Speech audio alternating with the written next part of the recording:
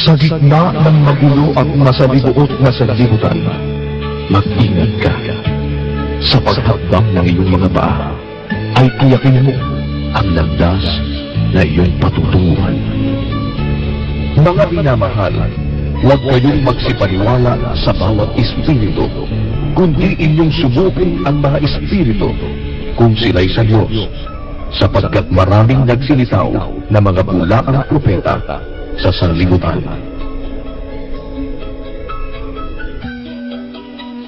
Ganito ang sabi ng Panginoon: magsitayo kayo sa mga daan at magsitingin kayo at ipagtanong ninyo ang mga dating landas kung saan nandoon ang mabuting daan at magsidakap kayo roon at kayo'y mga kakasumpong ng kapahingahan sa inyong mga kaluluwa.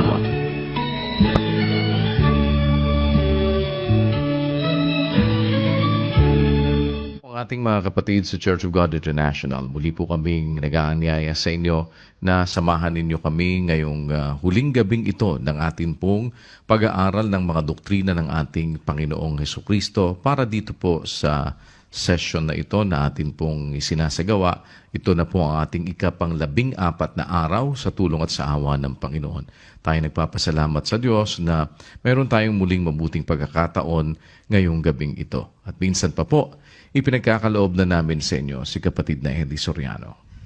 Tuloy na po tayo mga kapatid dito sa ating paksa ukol ito sa bautismo. Meron pong bautismong itinuturo sa Biblia at yung bautismo na ibabahagi namin sa inyo, itong tunay na bautismo sa Biblia na palagay ko hindi ko matatapos ito ngayon. Bukas natin itutuloy ito kung loloobin ng Diyos. Meron pong tunay na bautismo na makapangyarihan sa Biblia, makakapagbago ng ating pagkatao. Pati yung ating puso. Gaya nung napag-aralan natin, apat yung puso, yung tatlo ron masamang puso. Pero may kapangyarihan ng Diyos na yung tatlong masamang puso baguhin. Gaya nung nabasa natin sa Biblia. At ang pagbabago po nag-uumpisa sa bautismo. Kung kailan pinapatawad ng Diyos ang kasalanan natin at nag-uumpisa yung reformation, yung renovation. 3:5 ng Tito, atin uling basahin kapatid na Daniel. Na hindi dahil sa mga gawa sa katwiran na ginawa nating sarili, kundi ayon sa kanyang kaawaan ay kanyang iniligtas tayo sa pamamagitan ng paghuhugas sa muling kapanganakan at ng pagbabago sa Espiritu Santo. Sa pamamagitan ng paghuhugas, muling kapanganakan at pagbabago sa Espiritu Santo. Bautismo po yan yung paghuhugas, 22:16 ng gawa. At ngayon, bakit ka tumitigil? Magtindig ka at ikaw ay magbautismo at hugasan mo ang iyong mga kasalanan na tumatawag sa kanyang pangalan. Ayan, ang bautismo po, paghuhugas ng kasalanan. At ang sabi doon sa ating binasa, sa bautismo, paghuhugas sa muling kapanganakan at ng pagbabago sa Espiritu Santo. Doon po sa bautismo, pagkatapos hugasan ng ating kasalanan, larawan yon ng pagkapanganak nating muli at ng pagbabago o renovation ng ating pagkatao sa pamamagitan ng Espiritu Santo. Pero, yan po ay ang tunay na bautismo. Hindi po yan yung bautismo sa mga iglesyang ang aral ay mali. Ang bautismo po sa Katoliko, walang bisa. Kasi binautismuhan mula sa pagkabata, lumaki, walang bisa yung bautismo. Ang bautismo po, pagbabago.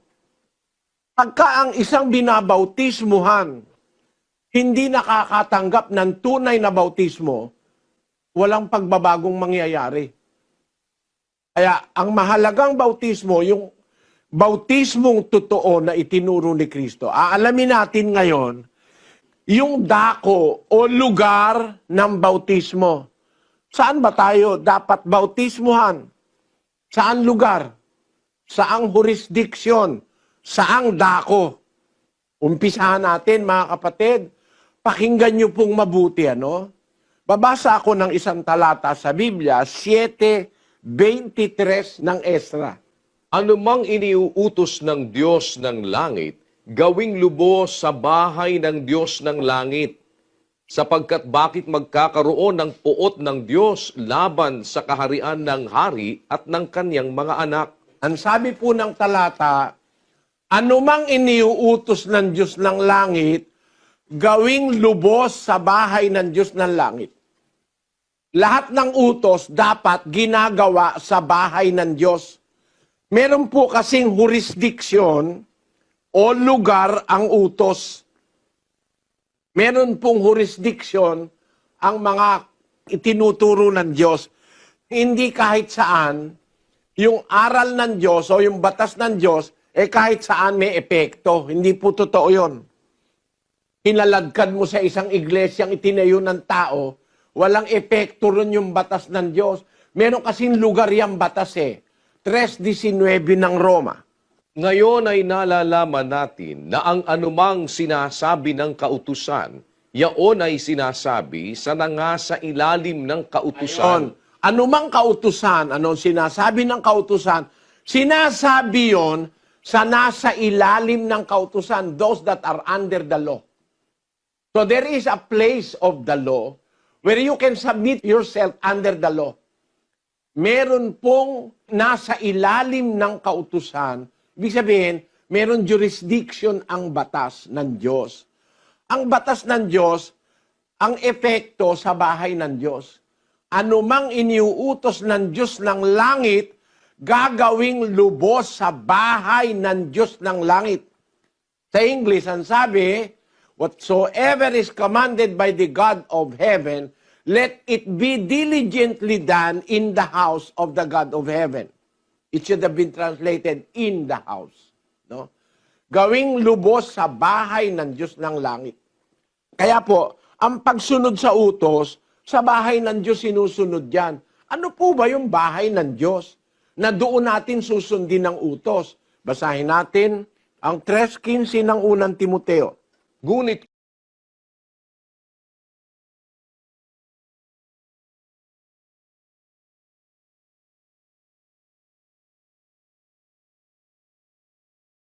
kung ako'y magluwat ng mahabang panahon, ay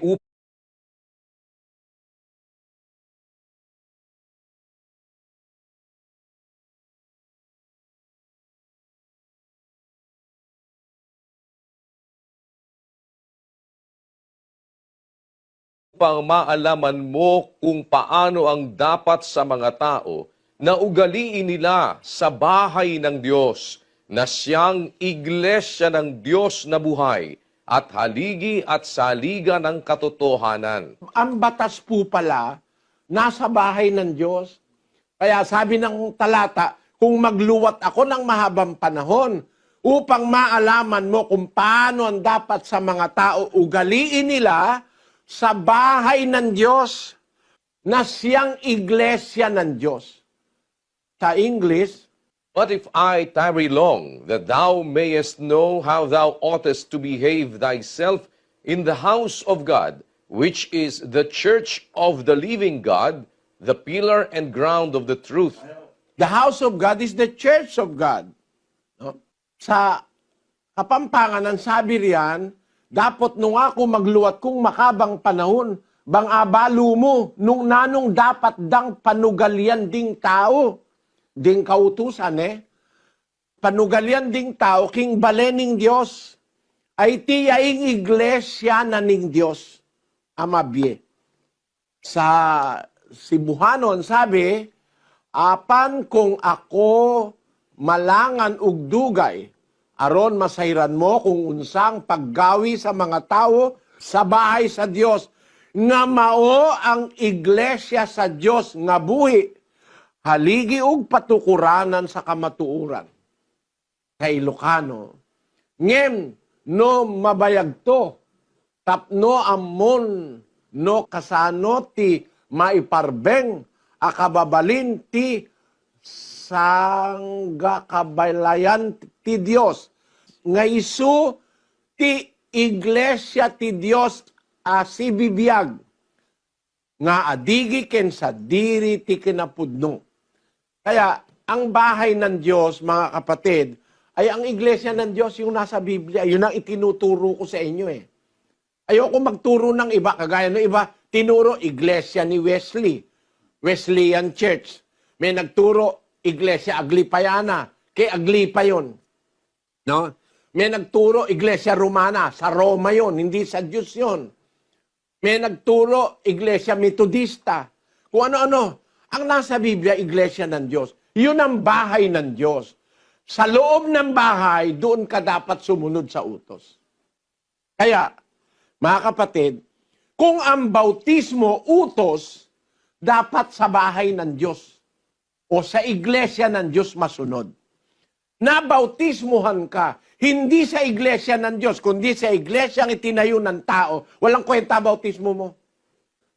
Nabautismuhan ka sa iglesia ang itinayo ng tao, hindi naman yung iglesia na nasa Biblia, walang kwenta bautismo mo. Kasi ang kalooban ng Diyos, yung kanyang iniuutos, masunod sa bahay niya.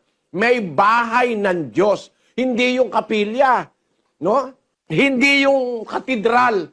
Ang bahay ng Diyos, ang iglesia. Liwa-liwanag nun. Binasa ko na sa lahat ng wika para hindi kayo magduda. Ang bahay ng Diyos na siyang iglesia ng Diyos na buhay. Doon sa Kapampangan, ang sabi, balening Diyos ay tiyaying iglesia na ning Diyos.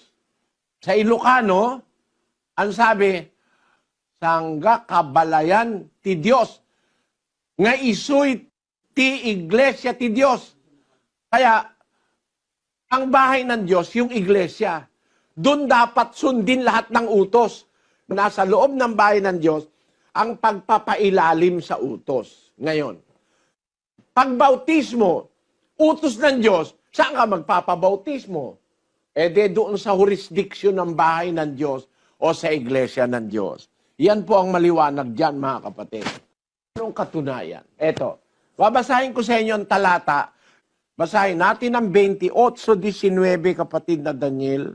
Dahil dito, magsiyaon nga kayo at gumawa kayo ng mga alagad sa lahat ng bansa, na sila'y inyong bautismuhan sa pangalan ng Ama at ng Anak at ng Espiritu Santo. Siguro narinig nyo na ito lahat kayo Bautismuhan nyo sila sa pangalan ng Ama, ng Anak at ng Espiritu Santo. Si Kristo may sabi nito Kristo mismo. Yan din ang sinabi ni Pedro, 2:38 ng gawa. Basahin natin. At sinabi sa kanila ni Pedro, mangagsisi kayo at mangagbautismo ang bawat isa sa inyo sa pangalan ni Hesukristo. Ayon, yung salita ni Pedro, magbautismo kayo sa pangalan ni Hesukristo, ang itinuturo niyang bautismo, yung itinuro ni Kristo. Kasi pag ginagamit sa Biblia yung salitang sa pangalan ni Hesukristo, ibig sabihin nun, sa turo ni Kristo. No? Pag sinabing sa pangalan ni Hesukristo, ay sa turo ni Hesukristo. Kasi si Kristo ang guro. Siya ang iisang guro. Siya ang nagtuturo ng tunay na bautismo. Kaya ang bautismong dapat nating tanggapin, yung bautismo sa pangalan ni Hesukristo. Pag tinanong mo si Kristo kung saan yung bautismo, ang sabi niya, ulitin natin kapatid na Daniel. Dahil dito, magsiyaon nga kayo at gumawa kayo ng mga alagad sa lahat ng bansa, na sila'y inyong bautismuhan sa pangalan ng Ama at ng Anak at ng Espiritu Santo. Ayan, maliwanag, ang bautismo sa pangalan ni Kristo dapat maganap sa utos ni Kristo. Na ang utos ni Kristo, siya mismo nagsasalita, bautismuhan ninyo sila ng pangalan ng Ama, ng Anak at ng Espiritu Santo. Hindi po. Minali ng pari Ang ginawa ng pari, ipinambabautismo yung pangalan ng Ama, ng Anak at ng Espiritu Santo. Hindi naman ganun ang utos ni Kristo Ang utos niya, bautismuhan ninyo sila in. nagtuturo ng lugar, nagtuturo ng jurisdiksyon. Yung in po o sa ay preposition. Nagtuturo ng lugar. Saan magaganap ang bautismo? Sa pangalan ng Ama. Parang magaganap ang bautismo sa Apalit, Pampanga. Saan ka magbabautismo? Nasa Las Piñas ka. Pupunta ka sa Apalit. Kasi ang sabi, bautismuhan sa Apalit.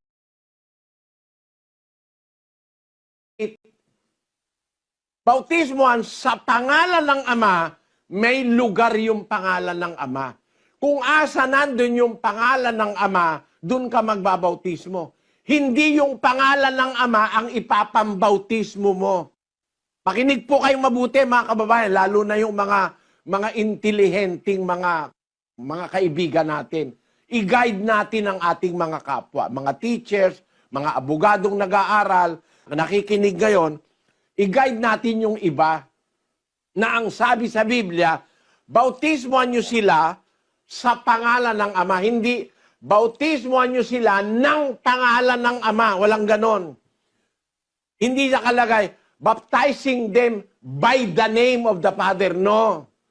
But, baptizing them in using a preposition denoting a jurisdiction or a place.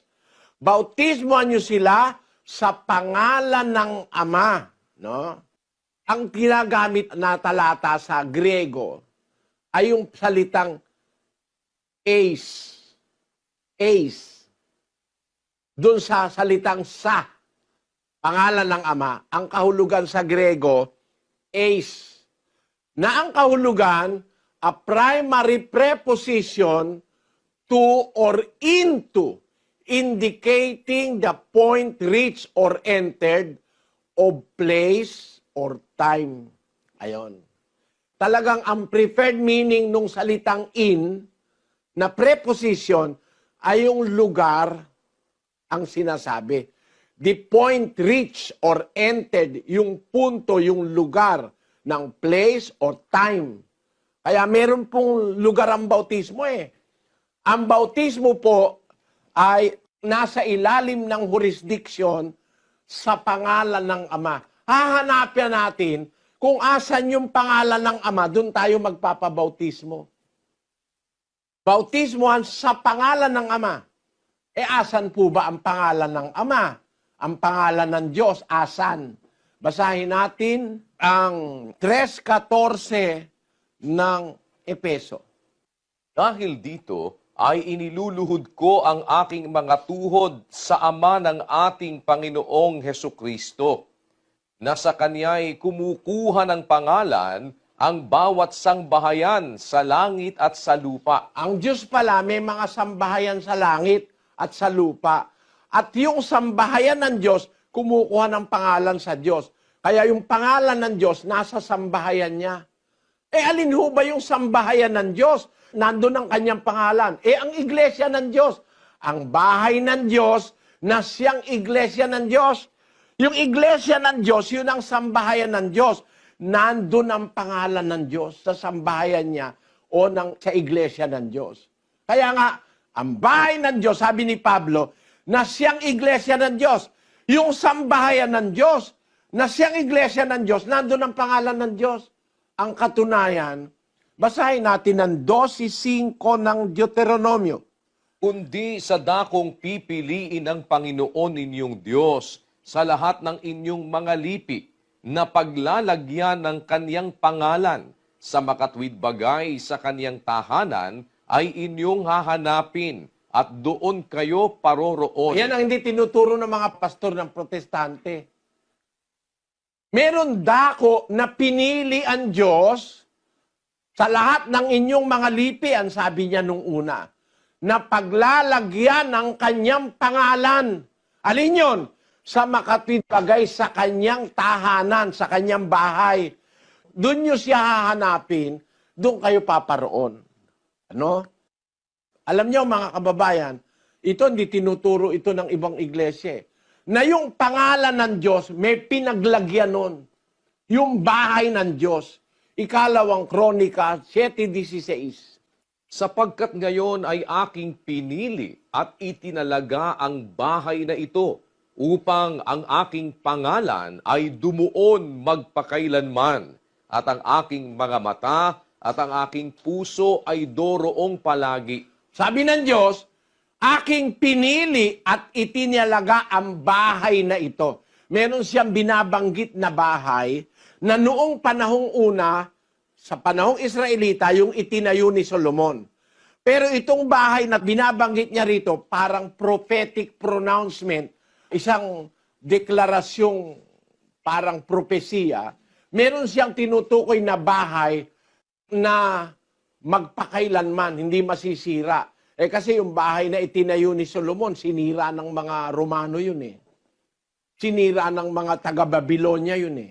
Yung bahay na templo na tinayo ni Solomon. Pero meron siyang binabanggit dito, mga kababayan, pakinggan yung mabuti, tingnan nyo lang.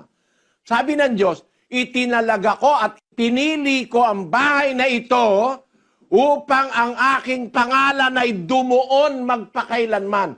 Merong bahay na hindi masisira ng tao. At ang pangalan ng Diyos doroon magpakailanman. Alin yung bahay na yon? Na pinili ng Diyos, na ang pangalan niya doroon magpakailanman. Bahay na hindi masisira. Alin yon? Ulitin natin ang unang Timoteo, kapatid na Daniel. Ngunit kung ako'y magluwat ng mahabang panahon, ay upang maalaman mo kung paano ang dapat sa mga tao na ugaliin nila sa bahay ng Diyos, na siyang iglesia ng Diyos na buhay. Ayon, ang bahay ng Diyos ay ang iglesia ng Diyos. Yung bahay na yon, ang pinili ng Diyos para ang pangalan niya nandoon magpakailanman. Kaya yung iglesia ng Diyos, hanggang sa walang hanggan, mananatili yan eh. Yung iglesia ng Diyos eh. Hindi pananaigan niya ng Hades. Yung iglesia ng Diyos, panukala ng Diyos siya na walang hanggan. Basahin natin ang Efeso 3:10. Upang ngayoy sa pamamagitan ng iglesia ay maipakikilala sa mga pamunuan at sa mga kapangyarihan sa sangkalangitan ang kapuspusan ng sari-saring karunungan ng Diyos, ayon sa panukalang walang hanggan na ipinanukala kay Kristo Jesus na Panginoon natin. Ayon ang liwanag.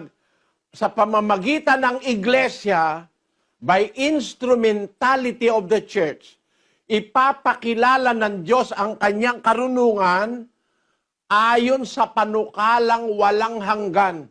Kaya yung iglesia, panukalang walang hanggan ng Diyos yan. Ibig sabihin, kahit mawala na ang langit at lupa, mananatili pa ang iglesia. Yang iglesia, yan ang bahay ng Diyos. Na diyan doroon ang aking pangalan magpakailanman, sabi ng Diyos. Pinili ko ang bahay na ito upang ang aking pangalan dumuon magpakailanman. Asan ngayon ang pangalan ng Diyos? Nasa iglesia. Kaya sabi, bautismohan ninyo sila sa pangalan ng Ama. Hahanapin mo kung asan yung pangalan ng Ama, doon ka magpapabautismo. Asan yon? Ang pangalan ng Ama nasa bahay niya, sa sambahayan niya. At yung sambahayan niya o bahay niya, yun yung iglesia. Kaya, doon ka magpapabautismo sa iglesia ng Diyos na kinaroroonan ng kanyang pangalan. Ang katunayan, mga kababayan, eto, babasa ko, sa 12:13 ng unang Korinto. Sapagkat sa isang espiritu ay binabautismuhan tayong lahat sa isang katawan, maging tayo'y Hudyo o Griego, maging mga alipin o mga laya, at tayong lahat ay pinainom sa isang espiritu. Tingnan nyo, mga kapatid, ang nakalagay sa Biblia. Yung Griego, yung Hudyo, yung mga unang tao na bautismuhan lahat. Saan? Sa isang espiritu, binabautismuhan tayong lahat sa isang katawan. Saan nagaganap yung bautismo? Sa isang katawan. Alin po ba yung katawan? Na doon sila binotismuhan lahat. Basahin natin ang Kolosas 1:18. At siya ang ulo ng katawan sa makatwid bagay ng iglesia. Ayan, ang iglesia po, maraming simbolism. Ang iglesia isinimboliko sa bahay. Ang iglesia isinimboliko sa katawan. Ang iglesia isinimboliko sa isang ilawan. Ang iglesia isinimboliko sa isang bayan. Isinimboliko rin sa isang bansa. Maraming simboliko po ang iglesia.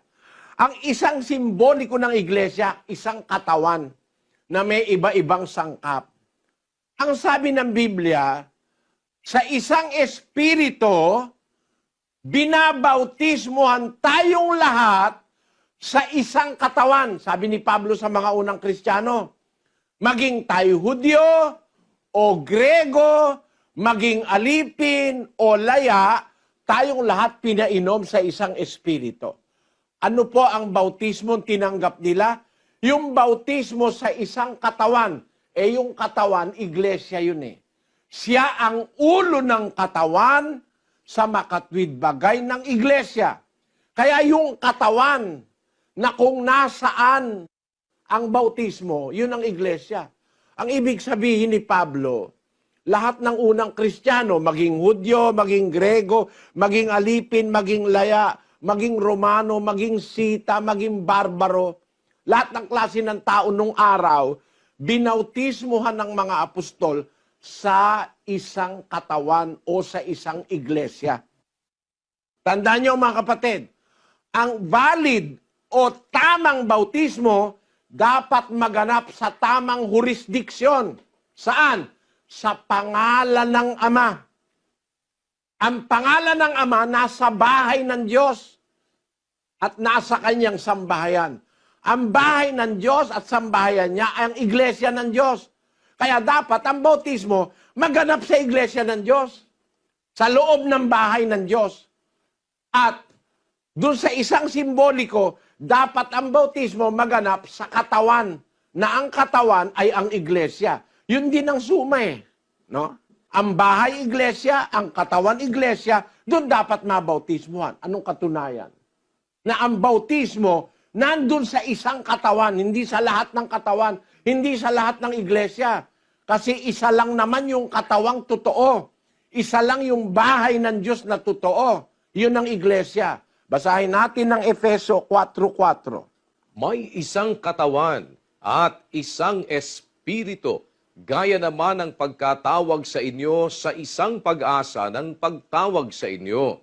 Isang Panginoon, isang pananampalataya, isang bautismo. Tingnan ninyo, lahat ng totoo, pinagsama-sama ni Pablo.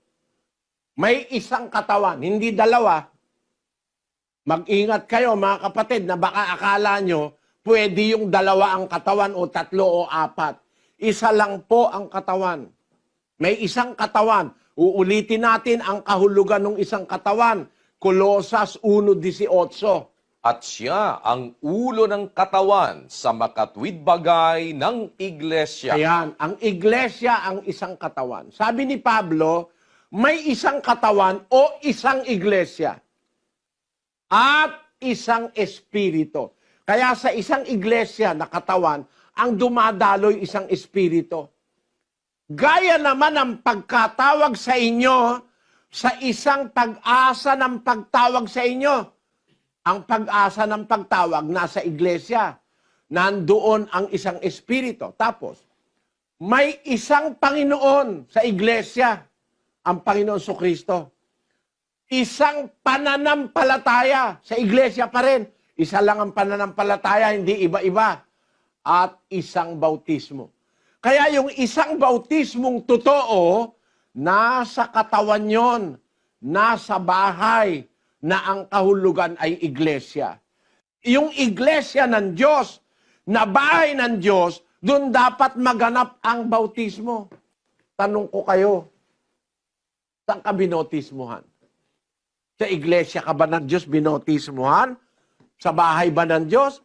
Ano ibinautismo sa'yo? Hindi ka binautismuhan sa bahay ng Diyos eh. Hindi ka binautismuhan sa pangalan ng Diyos. Ang ginawa sa'yo, ipinambautismo yung pangalan ng Diyos. Parang ganito yun no? Para maintindihan nyo lang ako, mga kapatid. Sumulat ka sa lamesa. Ayan. E de susulat ako sa lamesa. Saan ko gaganapin yung pagsulat? Sa lamesa. Sa lamesa. Bautismuhan sa, yung sa, tumutukoy sa lugar, sa pangalan ng Ama. Hahanapin mo ngayon, kung asan yung pangalan ng Ama, dun ka magpapabautismo. Ang pangalan ng Ama, nasa bahay niya. Ang bahay niya ay ang iglesia. No? Kaya, sumulat ka sa lamesa. E di nagsusulat ako sa lamesa. Ang ginawa ng pare, yung lamesa ang ipinanulat.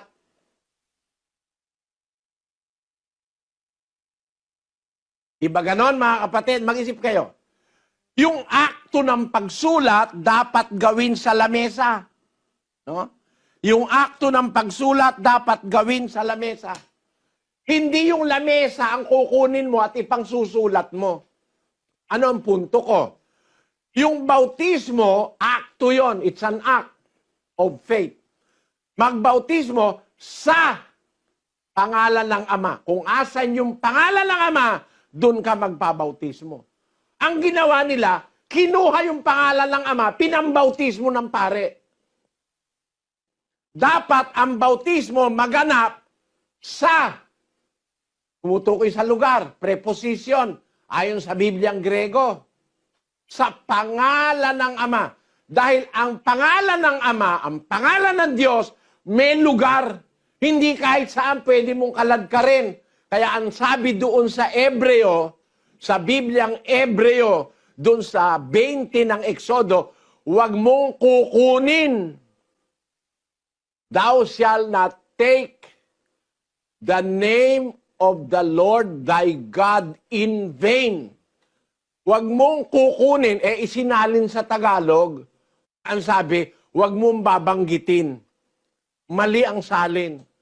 Ang nakalagay sa Hebrew, huwag mong kukunin. Thou shalt not take. Huwag mong kukunin ang pangalan ng Diyos, gagamitin sa walang kabuluhan. Yung salita na ginamit na thou shalt not take sa English, sa Hebrew, nausaw o nauso. Na ang kahulugan ng salitang nauso, sa kanyang pinakatamang kahulugan ay kunin or to lift. Buhatin, kunin, take. Ang sinalin sa Tagalog, huwag babanggitin. Mali ang pagkasalin. Dapat ang pagkasalin, yung tama yung sa English, thou shalt not take the name of the Lord thy God in vain. Bakit? May pirming lugar yung pangalan ng Ama eh. Nandun yun lagi sa bahay ng Diyos. Sabi ng Diyos, itinalaga ko ang bahay na ito upang ang aking pangalay dumuon magpakailanman. Kaya hindi mo dapat kunin doon at ilagay mo kung saan-saan. Bakit? May kumukuha ba ng pangalan ng Diyos at inilalagay kung saan-saan? 139:20 ng awit. Pakinggan nyo. Sapagkat sila'y nangagsasalita laban sa iyo ng kasamaan at ginagamit ng iyong mga kaaway ang iyong pangalan sa walang kabuluhan. Ayon, ginagamit ng mga kaaway ng Diyos ang pangalan niya sa walang kabuluhan. Inilalagay sa iglesyang tayo ng tao. Ginagamit yung pangalan ng Diyos para ipangaral ang maling ebanghelyo. 24:4-5 ng Mateo. At sumagot si Jesus at sinabi sa kanila, Mag-ingat kayo na huwag kayong mailigaw ninuman, sapagkat marami ang magsisiparito sa aking pangalan na magsasabi, Ako ang Kristo, at ililigaw ang marami. Yun, maraming paparito, gagamitin ang pangalan niya, gagamitin ang pangalan ng Ama, ng Panginoong Hesukristo, para iligaw ang marami. Kaya merong kaaway, kumukuha ng pangalan ng Diyos para gamitin sa walang kabuluhan. Ginagamit ng iyong mga kaaway ang iyong pangalan sa walang kabuluhan. Kasi, hindi mo na naman dapat na kunin yung pangalan ng Diyos. Dalin mo sa palengke, nagtatawaran kayo ng bangos. napakabarat nung tumatawag. Sinabi ko na ikasa yung 10 piso puhunan ko dyan eh. Tatawaran mo pa ng 8. Diyos ko naman, napakawalang hiya mo naman. Ba't pati yung pangalan ng Diyos dinadala mo sa palengke, sa tawaran ninyo na nagsisinungaling naman yung tindera? Binibigay ko na nga ikasa yung sa puhunan eh. 10 na lang, tatawaran mo pa ng 8. Sa loob-loob ko, nakikinig kasi ko eh. Na? Ibig sabihin, ang puhunan niya, 10, binibigay 10. Di wala siyang tubo. Meron bang ganun nagtitinda? Sabi ko, nagsisinungaling ito, pero ginagamit yung pangalan ng Diyos. Ganon din yung mga pastor. Alam naman nilang nanloloko lang sila eh. Pero ginagamit ang pangalan ng Diyos. Pero alam nyo, mga kapatid, yung tunay na Diyos, ang kanyang pangalan nasa kanyang bahay. Ang bahay niya ang iglesia ng Diyos. Ang pangalan ng Diyos, doon tayo dapat mabautismuhan sa ilalim ng jurisdiksyon ng pangalan ng Diyos. Nang sabihin ng Panginoong Hesus, bautismuhan niyo sila sa pangalan ng Ama, hahanapin mo kung asan yung pangalan ng Ama. At ang pangalan ng Ama, nasa bahay. At ang bahay, ang iglesia. Ang tamang bautismo, ang bautismo sa iglesia ng Diyos. Bakit? Yun ang bahay ng Diyos eh. Doon dapat sumunod sa utos sa bahay ng Diyos. Si Kristo nasa bahay din ng Diyos. Hebreo 3:6. Datapwat si Kristo, gaya ng anak, ay puno sa bahay niya. Ayan. Si Kristo, gaya ng anak, puno sa bahay ng Diyos. Si Kristo namumuno sa bahay ng Diyos. 10:21 ng Hebreo. At yamang may isang dakilang saserdote na pangulo sa bahay ng Diyos. Dakilang saserdote, 3:1, si Kristo yon.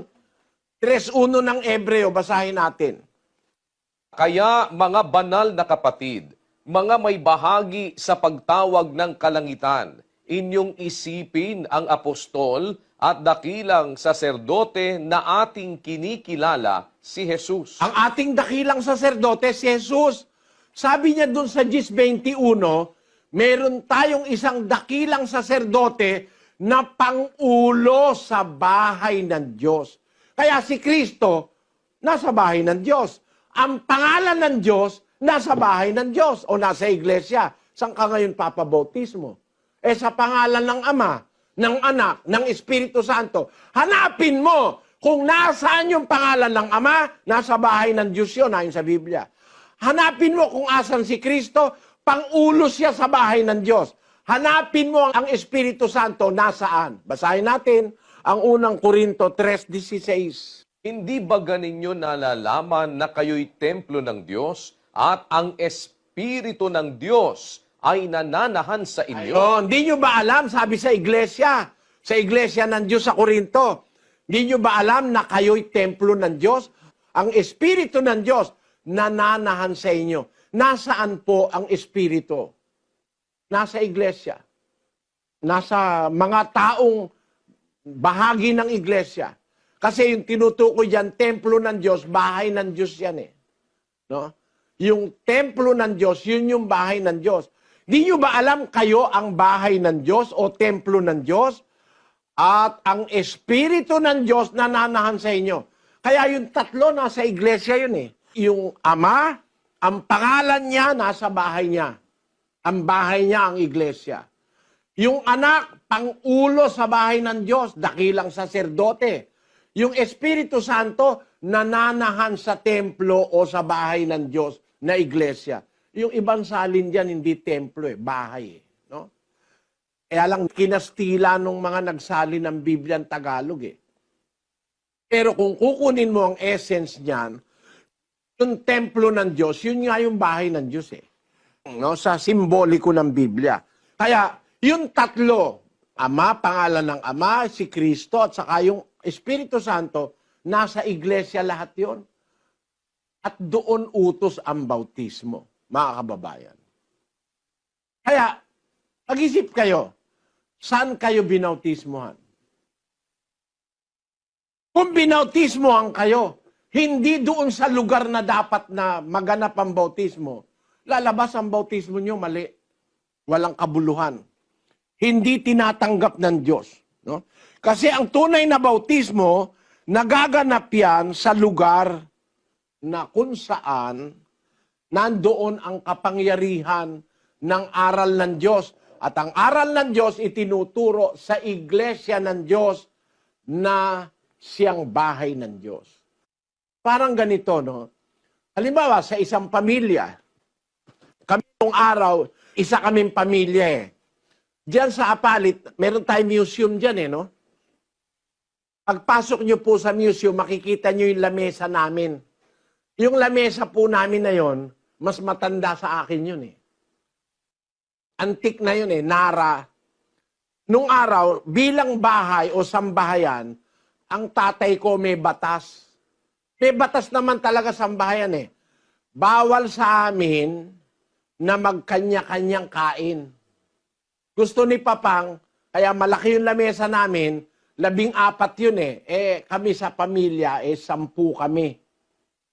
8 kaming magkakapatid, 2 si Nana at saka si Papang. Nung panahon na yon, yung aking mga unang kapatid, may asawa na, kaya bumili siya ng lamesa, 14. 2 hipag ko, no? Tapos, 8 kami magkakapatid, 10. 2 sila nanay, at 2 katulong. Ang gusto ni Papang, sabay-sabay kaming kumakain. Ang Papang ko, tatay ko, tawag namin sa Ilocano, Papang eh. Ayaw niya na kami aabuti ng dilim sa daan.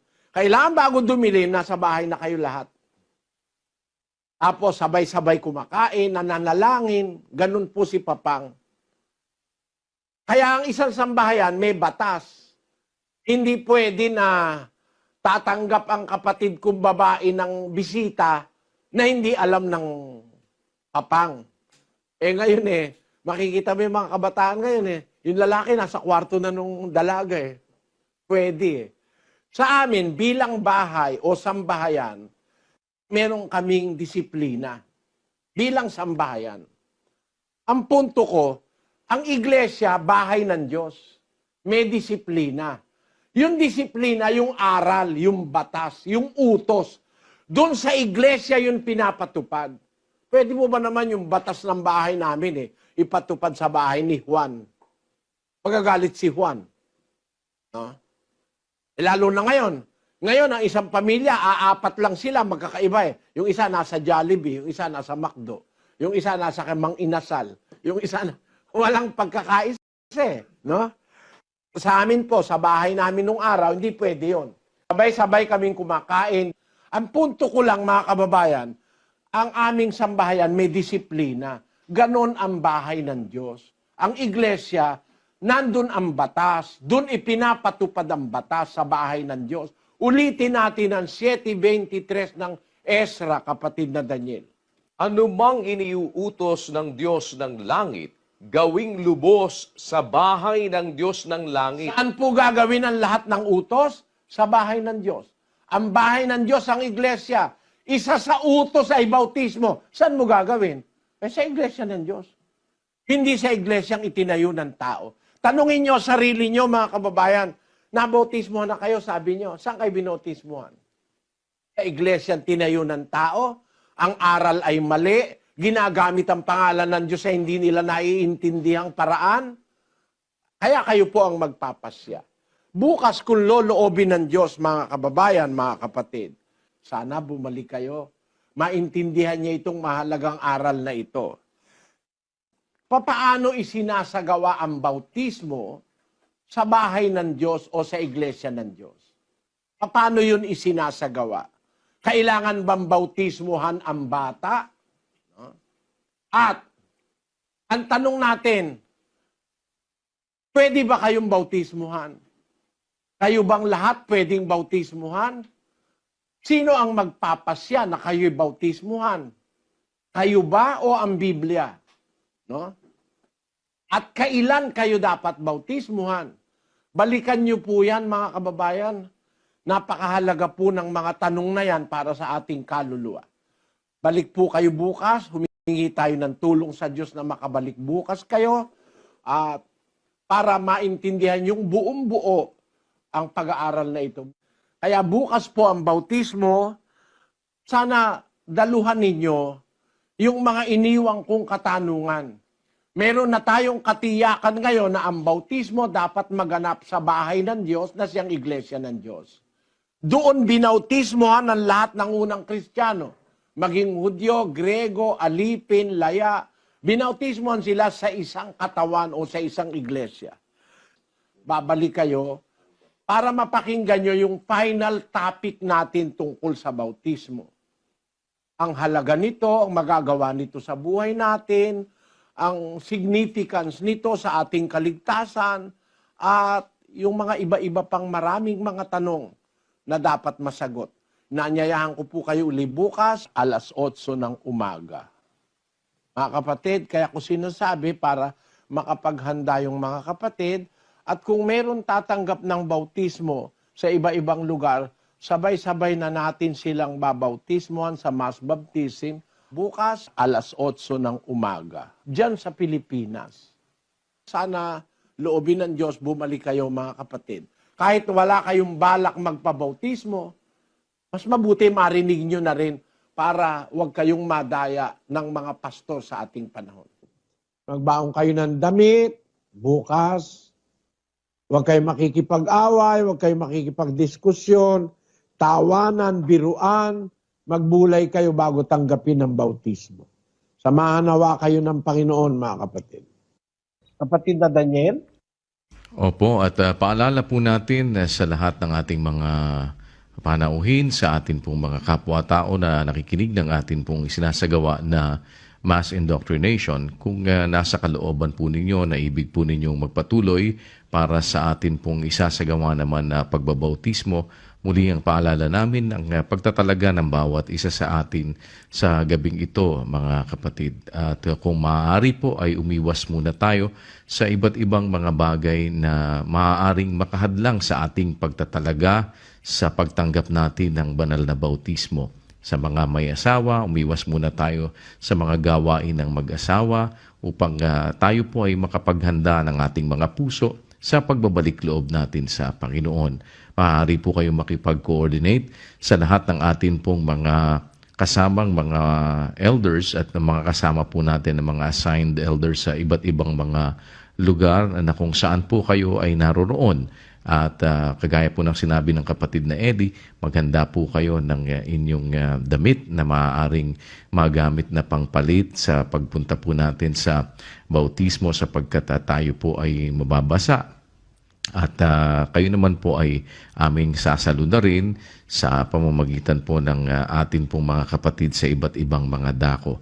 Kung magagawa po ninyo na sa paglapit natin sa Panginoon, kayo ay makapag-ayuno sa araw ng kinabukasan, ay huwag muna kayong kumain hanggang sa makatapos po lamang yung ating pagbabautismo.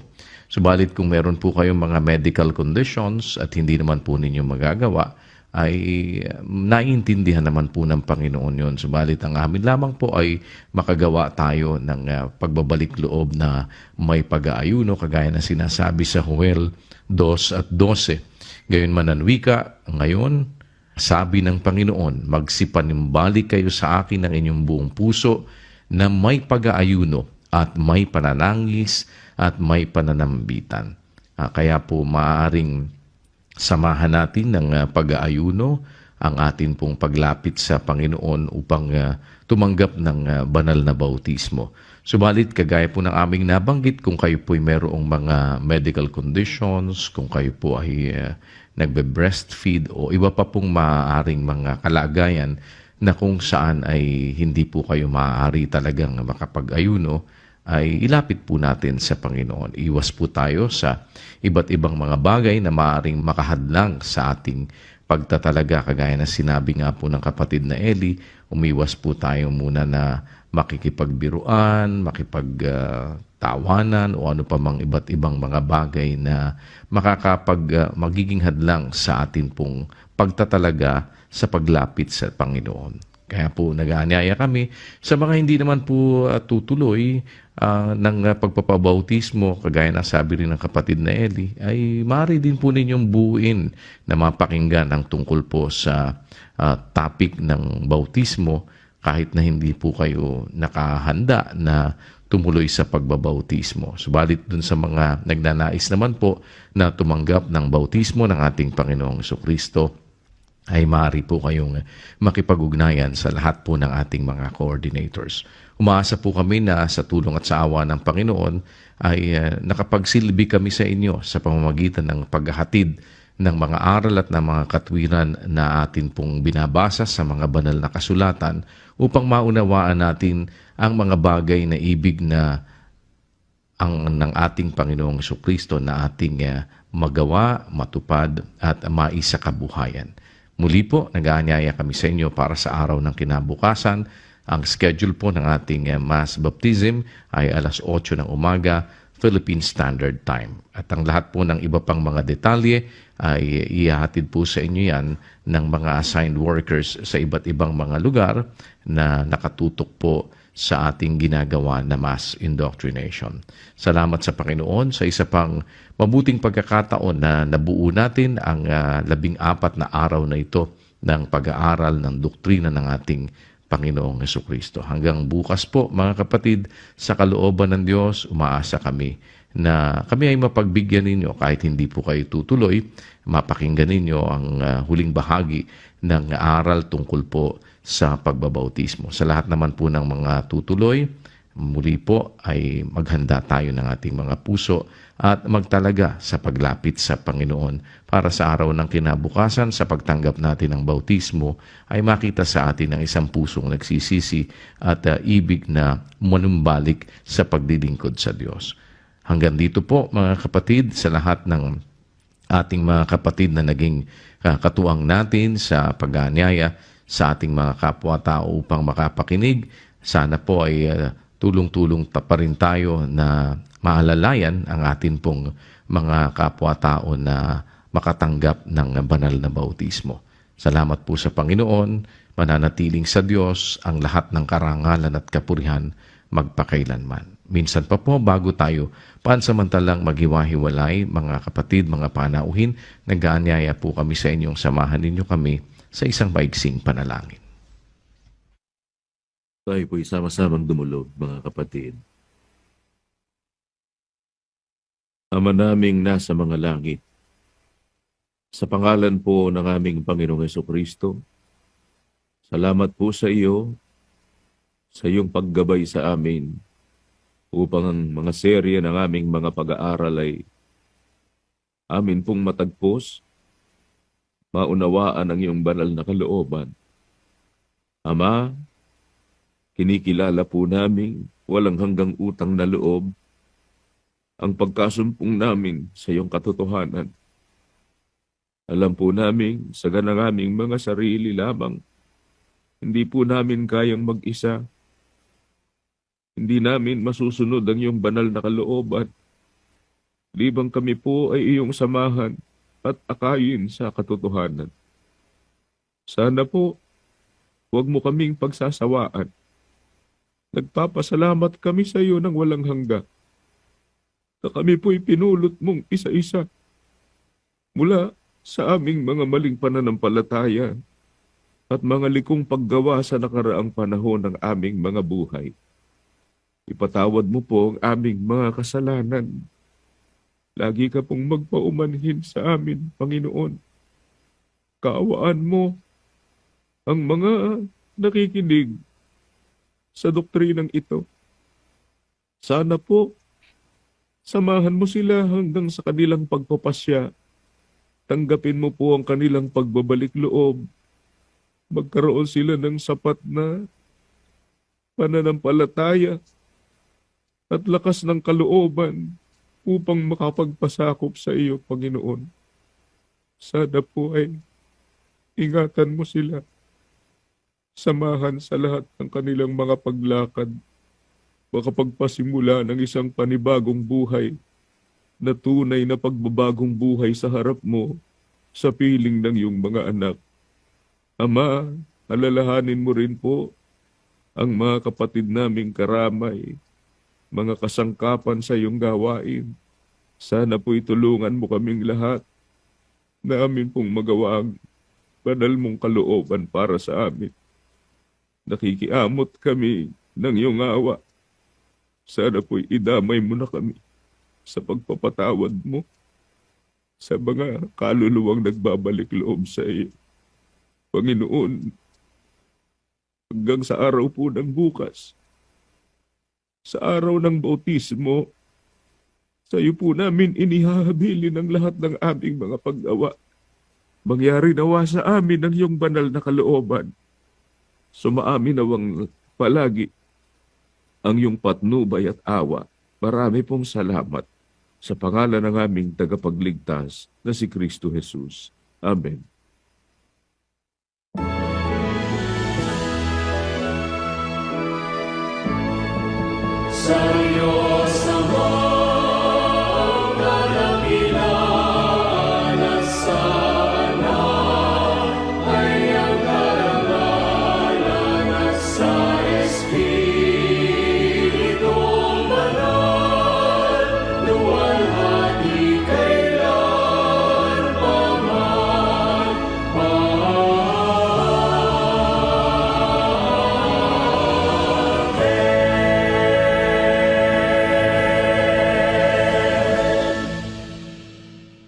Ang walang hanggang pag-ibig ng ating Diyos amang nasa mga langit, ang biyaya ng pagliligtas at pagpapagaling ng ating Panginoong Hesukristo, at ang patuloy na paggabay ng Santong Espiritu, siya nawang manahan sa ating mga puso, magpakailan-kailanman.